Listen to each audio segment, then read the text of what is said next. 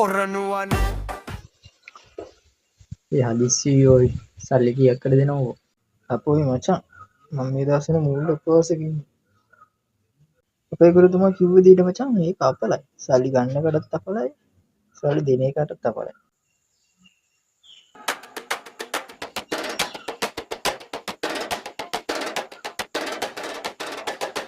මොන ගුරුතුමාද සල්ලි කාටවත් දෙන්නත් එපා කිව්වා සල්ලි කාගෙන්වත් ගන්නත් එපා කිව්වා දෙන්නටම හින දානවා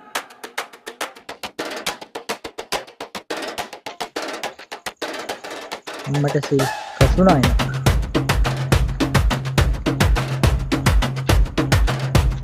අම්මට සිල් කසුනා ඊ බං අම්මට සනීප නෑ බං කීයක් කර ගියමු දැන් ඔබ සිරාවටද කියන්නේ සිරාවට බං බෙහෙත් ගන්නත් උනි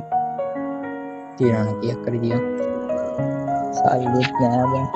බං